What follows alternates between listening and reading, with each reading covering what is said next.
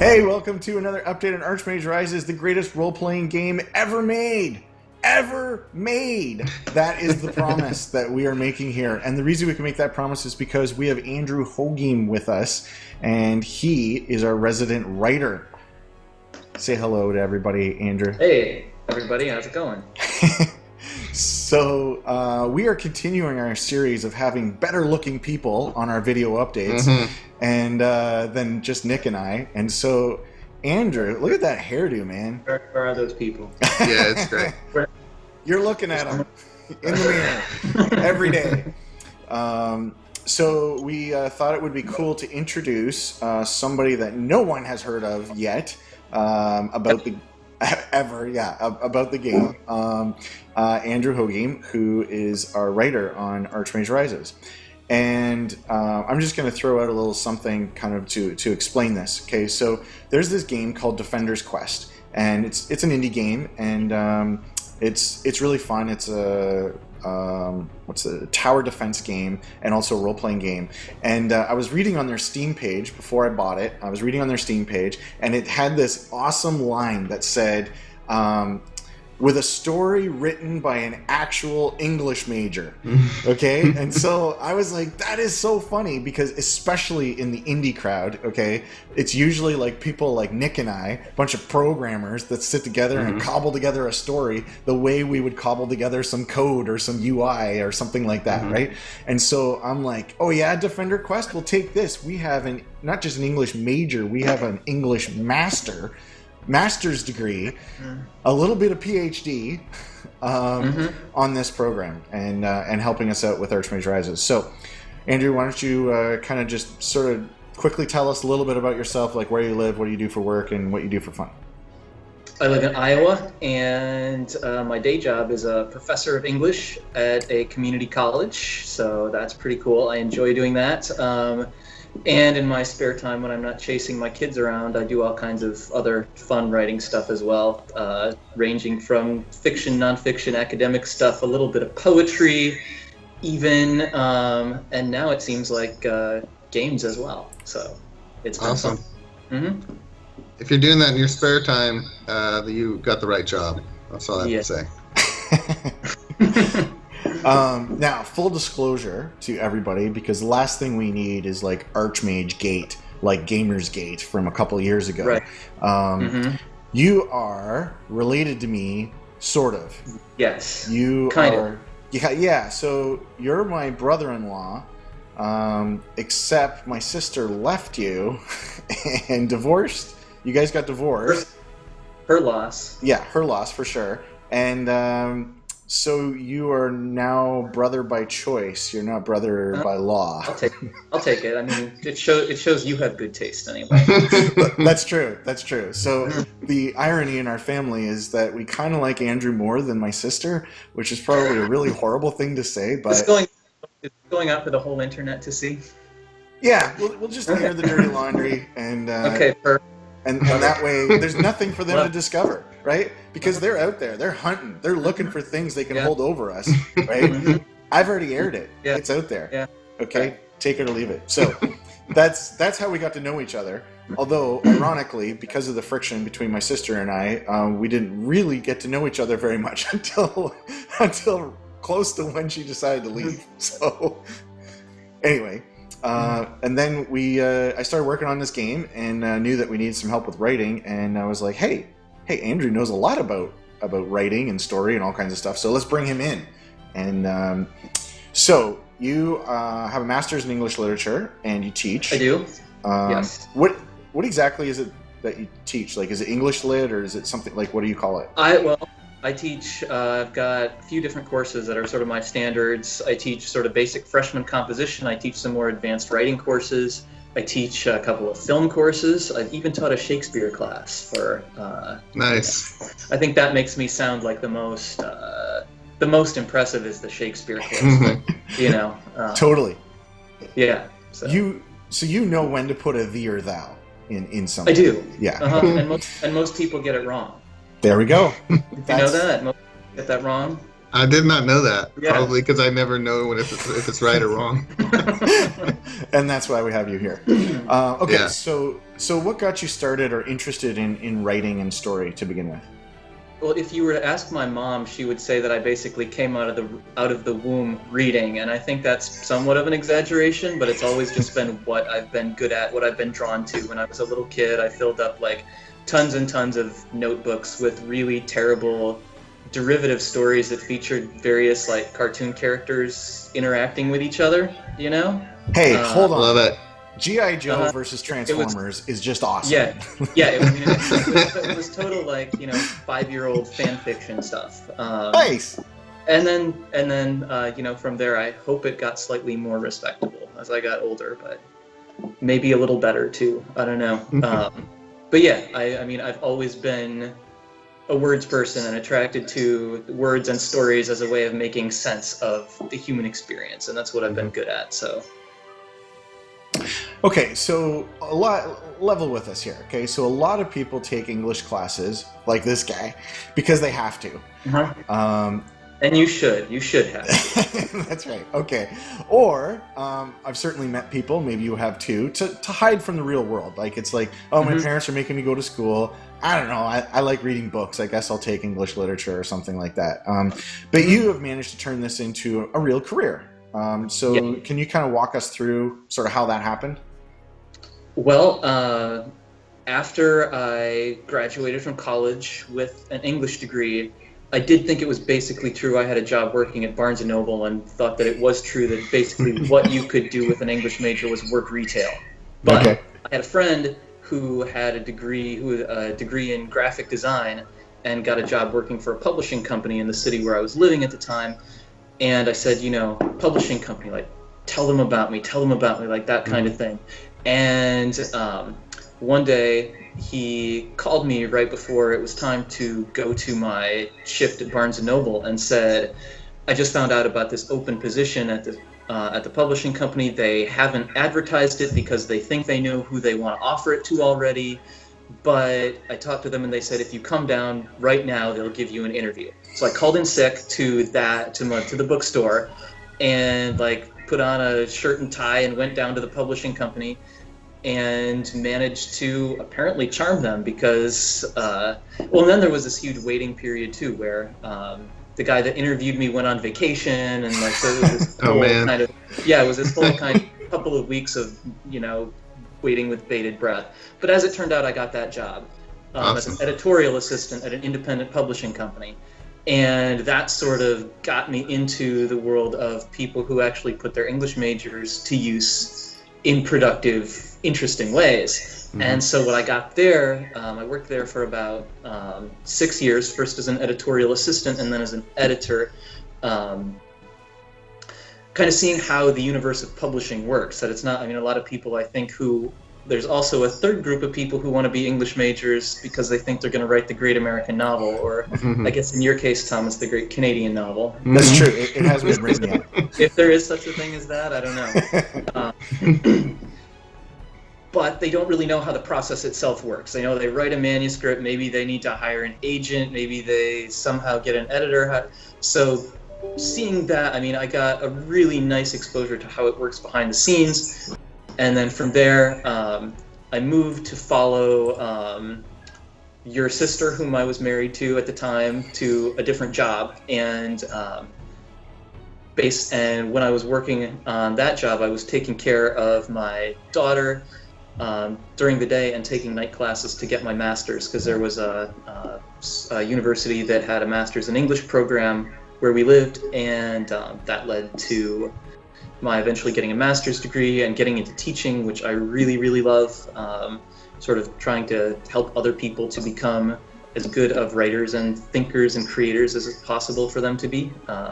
So again, that's been my day job for the past 5 or 6 years or so, and that's what I did. Yeah, that's cool. Your results may vary.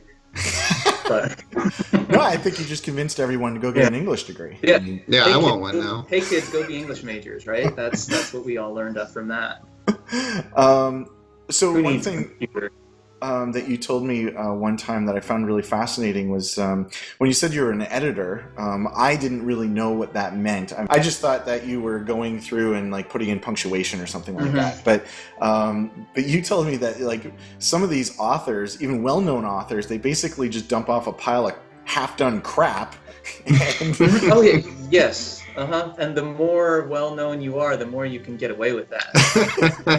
So just, tell the people, because I found it interesting. Like, what exactly did you do as an editor? Well, I mean, there's a certain amount of, there are parts in which I find myself doing the same thing for my undergraduate college students as I've done for some much more well-known writers. And like, you are like putting the commas in the right place. You're like, oh, come on, you should know better, kind of thing. But with someone who, but that author-editor relationship can be so much more collaborative, where you're telling that person, this is what I see going on in your story, in your argument, and this is good, but it could be so much better if we went in this direction, or this makes me think of, another storyline another direction that this plot could go in. What do you think about that? And so it becomes. At its best, it's a really collaborative process. I think that all writing is collaborative in a sense. Nothing takes place in a vacuum. One of my favorite quotes about that is T.S. Eliot, he wrote some mostly poetry, but he also wrote a little bit of fiction. If we have any T.S. Eliot fans in the audience, but he said that all great art is theft.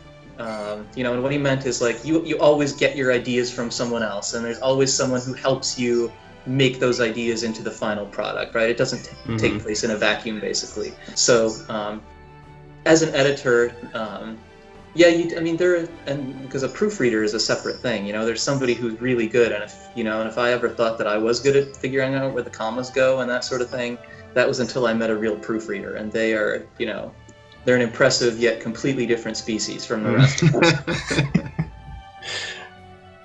So it almost sounds a bit like a coach, but at the same time, like you would do research and stuff as an editor to prove someone's case, or in a sense to prove them wrong.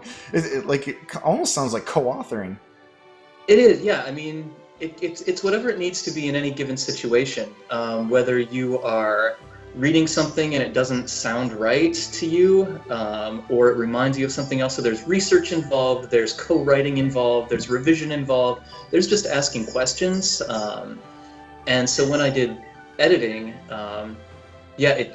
with each project that I did, because I worked for the publishing company for like 6 years, I think I said, and then after that, while I was in graduate school, I still did some freelance work, and it totally varies from one project to the next. That a lot of my experience as a writer comes from being an editor. So, cool.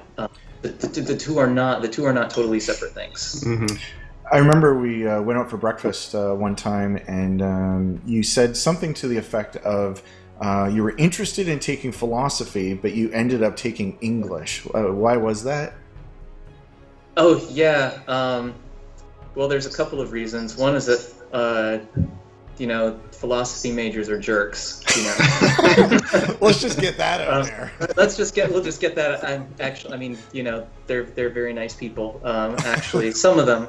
But I was always I always liked the ideas in the context of particular stories, in the context of actual human lives, human situations, that kind of a thing. And in philosophy, you are generally going as abstract as you possibly can, and you may bring in a case study that will help to elucidate particular points that you're trying to make. But after you've made that point, then you sort of drop the story and you go back to just the pure logic, the pure argument itself. Mm-hmm. And I always thought that the real interesting part was when it was embedded in particular human contexts and particular struggles that people were having, whether fictional people or real people. And so I liked English because you could have a lot of the same conversations, only it was easier for someone not as smart as a real philosopher, I guess, who likes these concrete images to be able to do that. Although ironically, I may now be going back and getting a graduate degree in philosophy as well. Oh, no, you're going to be a jerk. You're gonna be, gonna a, be a jerk. jerk. He's so nice right now. I'm gonna be honing my jerk side. So I've been too nice for too long, and I think a philosophy degree would be just the thing to help with that. So there's a bedside manner for doctors, and there's like the reverse bedside manner for philosophers. Got it. Yeah. Well, no. And jerks too, though.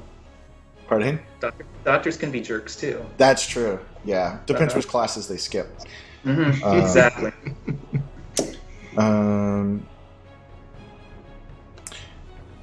Okay, so you have worked in publishing. Are you yourself published? Yes. Okay. What have you published?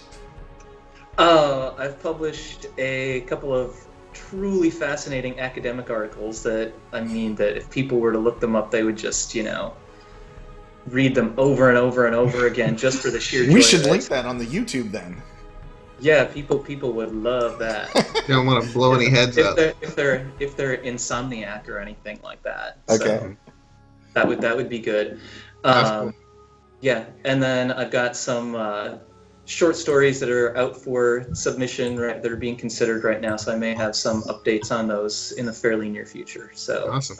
Yeah, so that would be cool. And I've got some poetry that a friend of mine keeps telling me to send out, but I haven't done it yet, and I don't really have a good reason why. Just that I haven't done it yet. So Art is never finished, only abandoned. Yeah, pretty much. Okay. So as a teacher, what are you trying to achieve with your students?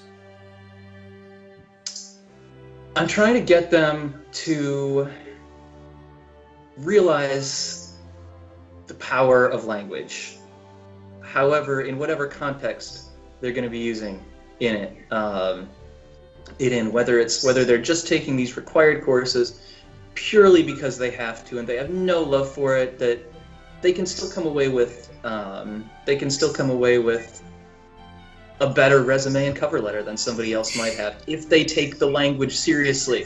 That can be the thing that sets them apart from the other 230 people who are applying for the same job or whatever it is. Or if you take it more seriously than that, the words that we have are what allow us to make sense of reality, or what some people would say is what creates our reality. I know you and I, Thomas, have talked about the movie Arrival, which is one that a movie that I really, really like, and I've just been talking about with another friend of mine too. Like there's arguments out there that language actually creates our reality. So the better you can use language, the better a reality you have. The more accurate, the more nuanced, the more HD, you have your reality. So that's what I'm trying to get people to do with wherever they start out and whatever their goals are. I mean, my goal is to get them, a little bit closer to my end of things, which is that, language and story is just cool in general. But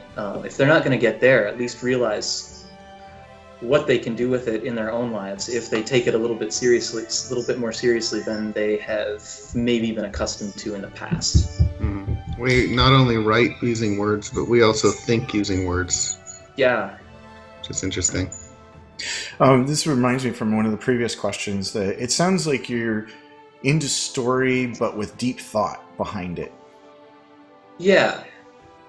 And we meant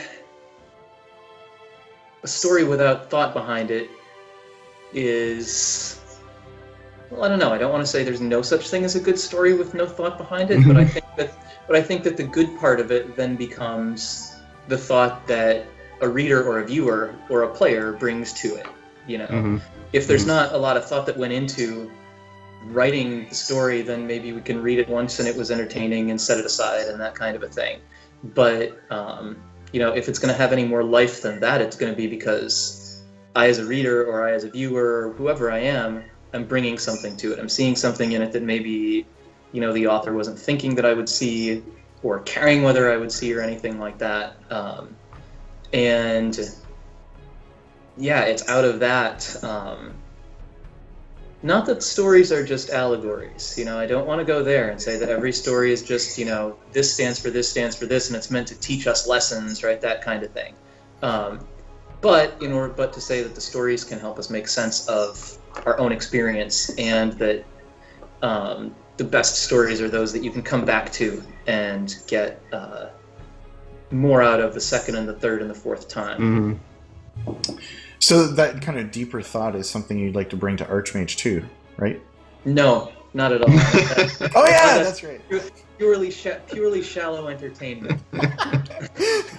You heard it here first. Archmage, shallow entertainment for everyone. Yeah, that's totally separate from anything. No, no. And a game is like is, I think, uniquely suited for this, where you can, when you're reading a novel, whether it's, again, like highbrow literature, whether it's, just, mass market fiction, whether it's a graphic novel, whatever it is, you're sort of stuck with what the author ultimately decided this is going to be the finished product. And you sort of make sense of that as it is. And there's different possibilities of interpretation and that kind of thing, and there are better interpretations and worse interpretations, but you don't get to go back and change things, unless you start writing fan fiction, and that's a totally different thing. But within the world of the game, you can actually think about some of these larger philosophical, I would say, questions about what does it look like to be a good person? What does it look like to live a good life? What are the values that I should have? How should I interact with other people in my world? And you can play those out in different ways and sort of watch those playing out and try to make sense of them as you go, and think about, can you backtrack once you've gotten down a certain path, a certain distance? And all of that is really cool to play around with and to think about within the world. So, I'm not saying that those experiences, as I'm thinking about the game, it's like, it's not like, oh, I just want it to try and teach people philosophical lessons or ethical lessons or anything like that. It's not just a bunch of thought experiments or case studies or anything like that. As fun as I find those to be, also, there's nothing like a good thought experiment. But yeah, the fun, there should be the immersion aspect in the story, but there's nothing that says that that's separate from the way the story causes you to engage other parts of your brain as well. Wow. Well, these are really good answers, and you certainly classed the place up with your T.S. Eliot quotes. And I apologize. I won't do it again. Yeah, I mean, we try to keep a low bar around here, so these videos are easy to make. But now we have to actually have scripts. So, for the interest of you could put some links to T.S. Eliot on, but you'd probably get sued, because one of the things I learned in working in publishing is that all of the people like to quote T.S. Eliot, but T.S. Eliot's estate is a bunch of mean people who don't want. So if you want to quote him, you better be prepared to pay up. Wow. You can quote Shakespeare as much as you want, but you want to quote like 2 lines of T.S. Eliot, and you've got like, thousands of dollars right there. So.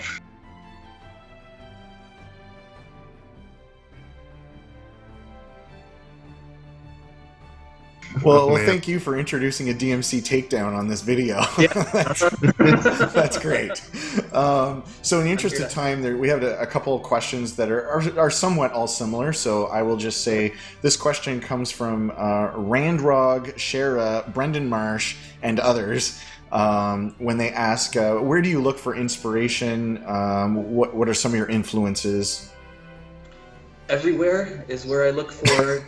I mean, seriously. I mean, you have to start sort of seeing every incident in your life as a story, as a quest, as something like that. In terms of purely literary, which I think people are. I mean, Tolkien obviously is a major touch point for anyone. One really cool thing that that I've been doing right now, a recent influence, is going back and reading some of the stuff that I read many years ago with my kids, who are just sort of old enough to appreciate this for the first time. So we've been reading like The Never-Ending Story and Madeleine L'Engle's books and Watership Down, and like some of these like young readers. Scaring them. Fantasies. Yeah, I'm scaring them a little bit, but it's a really good scary. And going and looking at those as an adult is such a super cool experience. There's so much more going on under that. As far as recent like grown-up author influences, I've been reading Haruki Murakami, a Japanese novelist who's got really cool like fantasy, magical, realist stuff going on in his writing. So definitely someone to check out there if anyone who's watching this has loads of time on their hands. He just there's a book that came out that he just put out a couple years ago that's like 1,300 pages long, and I just finished it, and it's massive, but it's well worth it. It's called 1Q84, which is a play on 1984 by George Orwell. So yeah, I'm just giving you tons of literary references here. Like, can you feel like how smart this is getting? Good for the brain and the biceps. Yeah. Absolutely. What is your favorite Dragonlance book? You tell me. So this is a good point. We're going to transition talking about Archmage Rises now, but this is a good point to say that Andrew doesn't play very many video games and hasn't read much in the kind of game fiction world, be that Dragonlance or Forgotten Realms. Yeah, I'm just diving in, and I'd like, because I'm always interested in trying new things. Like maybe I'll like doing this kind of writing as much or better as some other kind of writing. So. Thomas, you know way more about this than about, that type of fiction than I do, but I kind of view that as an advantage and as an opportunity to find lots of cool new things to discover. So, tell me where to start, and I'll go from there. Well, I have tried to get everyone on this project to read the Dragonlance trilogy, and Nick made it through about, a quarter of a book before he just went off and watched the cartoon series, which was awful. It was like, bad. All the fans were like, "No, you ruined Dragonlance," and so that's the only impression Nick has of it. Okay. But we talked early on when I was approaching you with the project and saying like, hey, is this something you'd be interested in, something to help me out with? And you're like, well, I don't play a lot of video games, and I haven't read a lot of things kind of in that vein. I mean, obviously you've read Lord of the Rings and other fantasy fiction and stuff, but I still think, like as you said, that's an advantage because it brings kind of the outsider perspective, which I think is needed because I don't see it. I see it as like I'm bringing all of these ideas, and then you can tell me like, oh, that never happens, that's terrible, or maybe one of those ideas is a good one. But instead of bringing things from, say, Dritz of Forgotten Realms or Dragonlance or whatever, instead of pulling from there, you're pulling from T.S. Eliot and the Russian authors and like all these kind of things, right? Yeah. Oh yeah, that room time. I have another book to recommend to you later on, but we won't waste these people's time with it. Actually, I think they'd probably be interested in a book recommendation. Okay, book recommendation. I'm just finishing this one. You said Russian novels, and people think like these old ones, but there's one that just came out a couple years ago and just got translated into English, and it's called Laurus, Laurus. It's the guy's name, is the main character, the protagonist, and it takes place in the Middle Ages. So there's all of this, people believing that the world is going to end, and there's, magical healings and pilgrimages and all kinds of very cool stuff. And it also kind of jumps around. It messes with your sense of time, because then there'll be things sort of simultaneously happening 2,000 years later in the world of this book. And so it's very, very cool. I think you would like it. And that's the kind of thing that when I read it, it's like, oh, that might be a cool thing that we could work into the world of Archmage. And I'm coming to this saying, I don't know if this is a thing that people do in this kind of writing, but it's a thing that I would suggest to you, and then you can say, let's run with that for a while and see where it goes. Yeah, I'm interested in doing things that are fresh and new in this space. So I'm excited. Okay, so Nick, you got some questions about Archmage? I sure do. think we asked that. Okay. Archmage is all about mages. I know that caused you some fear at first, but what about it scared you? What about it excited you? Okay. What about it frightened me? It went back to this whole question that I'm going into a world creatively where a lot of other people have sort of got a whole history, and I'm going in without any of that. And there's a certain amount where I like the idea of being able to bring fresh new ideas, but there are fresh new ideas, and then there's just crazy, totally inappropriate stuff that would absolutely never work, kind of a thing. And so being presented, there's like, I don't want to pass myself off as an expert, as someone who knows exactly what I'm doing here. But what was exciting about it, I think, was the fact that once I started to run some ideas past Thomas and make some suggestions, and he wasn't like shocked and horrified at anything like that.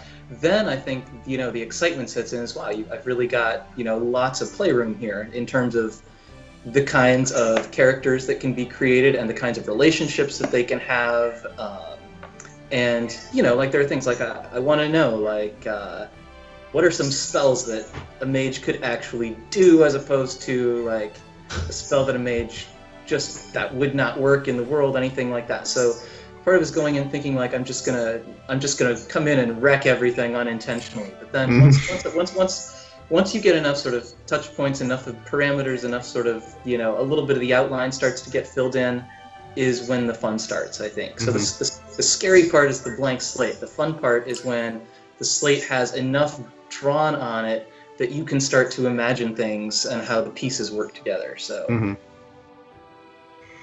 Randrog asks, what story Hold on, you skipped an important one. They're numbered, Nick. Come on. Oh, yeah. Okay. What have you done so far in Archmage? What was I supposed to say for this one? What have I done so far? I've created a bunch of mages. I've created a history for the world of Valen. And I've talked with Thomas about all kinds of other cool stuff that we may wind up doing in the future. So nice. A lot of setting and lore and creating the world. Yeah. I mean, we've done world building essentially, and I think it's a very cool world that we've built. So I agree.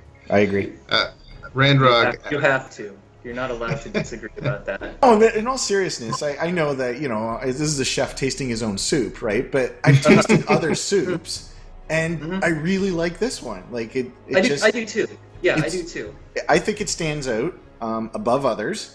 Maybe not all others, but it really it stands above others, and that makes really nice. And then everybody, all the fans that are watching us, are going to go, "What in the world are they talking about? You haven't released any of this world building stuff yet." And the answer is, "Yeah, I know. We haven't released it yet, but it's pretty great." So there you go. Building the fence. Yeah. Randrog asks, "What stories do you look forward to seeing from people's playthroughs? And what would you hope people do not do?" Oh, that's a good question. I think that, as far as what people don't do, I suppose that I would say that I would be a little bit sad if people wound up using the world to like enact their most vicious and dark fantasies, I suppose. That wouldn't like make me feel like I had put some good out there into the universe.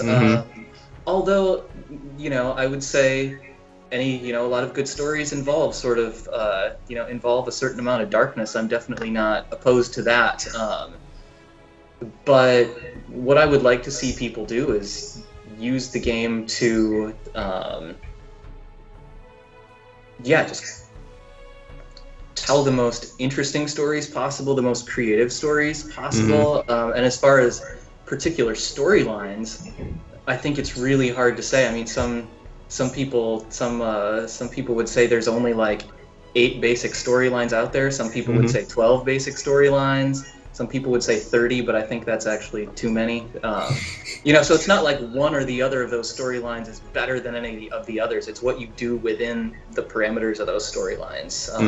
how much creativity is there, how much growth is there of the characters, how much taking advantage of the world is there in there. Mm-hmm. So, that's what I would look for. That's what I would definitely count as, success within what are people doing within the world of the story. I don't know. I think you pay your $30, you can do as you please in the game. Scott Bjork asks, I remember a bit of discussion at one point about narrative building blocks. So will there be some kind of procedural writing involved? This might be a question for you, Thomas. Yeah, so I can take that because as Andrew said, the work that he's done so far has really been around the world building side. We haven't got to the quest writing and what we would call the procedural narrative aspect. So we have NPCs or characters that are living in the world, and they have their motivations, and they Andrew and possibly I will be writing little stories, what I would call kind of, I guess narrative blocks is probably a pretty good term. So you have like beginnings, middles, and ends to stories. And so there's certain beginnings that lead to certain middles, and certain middles that lead to certain ends. And so we can look at the context of the world and the context of the character, cast them appropriately to the beginnings, and then we can know, like, oh, and then the story's going to veer this way. Maybe there's some randomization, so the story could go 3 different directions, and so we just randomly roll and say, oh, it's going in that particular direction. So even if you see the same story beginning, it may not be the same kind of middle and end and stuff. And the context also changes as well. So that's the idea, and we haven't got to it yet.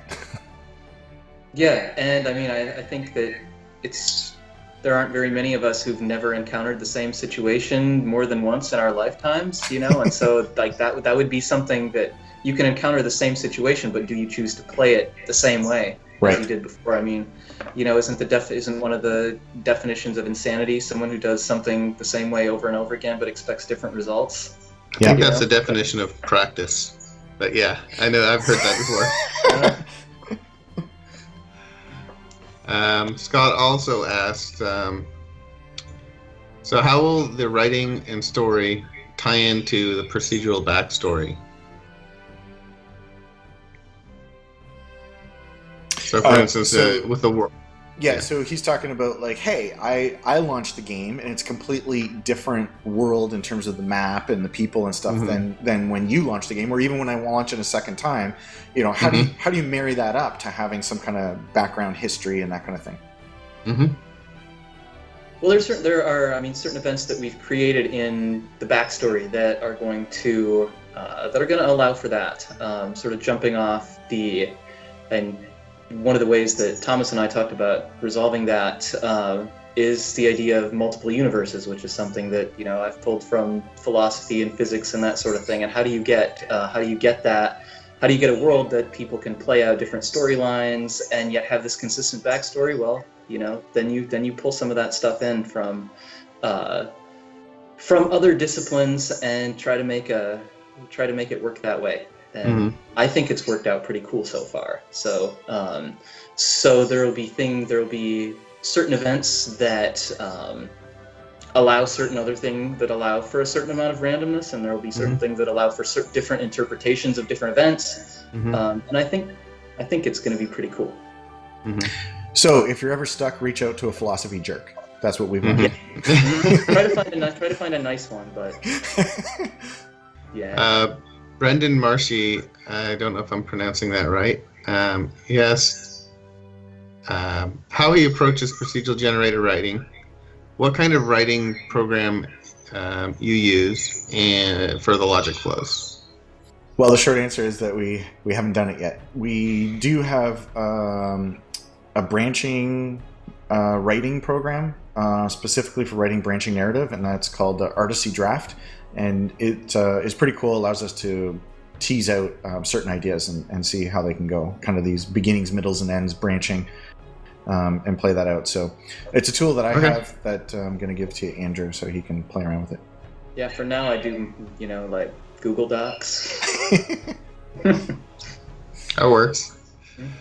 Game Boon Tree Hugger asks, what are your ideas for making sure quests don't become generic and repetitive? What quest types can we expect? Well, actually, I think you kind of answered that about, you know, especially with your comment about, like, haven't we had the same situation? I mean, I have to make breakfast for my kids every day. Is it exactly the same? No, the context changes. So this game is as exciting as making breakfast. For That's children. right. Making breakfast for children. Come on. So, yeah, you know, as a game designer, it's something that I'm very concerned about because when you write a static narrative, you can guarantee that they're not all the same by what? Reading them and making sure they're not all the same. When you're dynamically generating the stories, there are only so many kinds of stories that I think you can do that with. I mean, you said, Andrew, that there's kind of maybe 8 or 12 like real story types. So when you're working from that direction, the 8 or 12 might become more apparent. Like if I read Moby Dick and I read Shakespeare, I probably wouldn't say, oh, well, this is story type 7. But within a game context, it might be a little more apparent. So I'm very concerned about that. And we will work hard to try and hide it or like, you know, not make it repetitive. If it's repetitive, we failed and we will keep working at it, try to come up with a solution. Randrog asks, have there been any surprises for you in documenting the setting and lore? Constantly. Okay, that answered it. Okay. I'm kidding. Yeah, Like I mean, well, just in terms of how we have resolved certain issues that come up, certain storylines that come up, you know, how we've resolved certain issues, and then as Thomas is building the game, sort of figuring out how are we going to allow for this to happen. So yeah, I mean, I think there's been more surprises than non-surprises, which I would say is usually a good sign. So you can be concrete. I don't think you're going to spoil anything. Is this where I can tell people that there's a worm? Sure. There's a giant worm in the lore, and there are centaurs or stag people. That's Nick's term, stag people. Stag people. I like that. You know, and also ways in which magic can destroy the known universe. So so all of those things are, you know, just sort of particular things that I certainly wasn't thinking of consciously. I'm going to sit down and write this out, but you know, as we created the world, you know, something became necessary, and this is what emerged, and you know, they've mostly been good surprises, interesting surprises, things that have made the world more vivid, more concrete, more interesting. So I'm looking forward to more of it. Well, thank you very much, Andrew, for being on the program with us, classing it up. Trying. So we will continue working on the lore and all that stuff, and actually getting it into people's hands. But right now we're focused on Build 11 and getting that out to people, because I'm pretty sure they would rather play the game rather than read about it. So that thing is awesome. So we're going to get it into their hands so they can play first, and then we'll get the lore and backstory into their hands more. But the lore is part of the game anyway, so there might be hints at it. And then when they actually read the history of the world, then it starts to make more sense. So thank you very much for being here and sharing your time with us. And thank you for, you know, this wonderfully awkward experience, but it was fun, definitely. Okay, well, that's good. Well, maybe we'll have you on the program again, unlike that musician who just totally tanked it. Okay, bye everybody. Bye. Bye. Bye.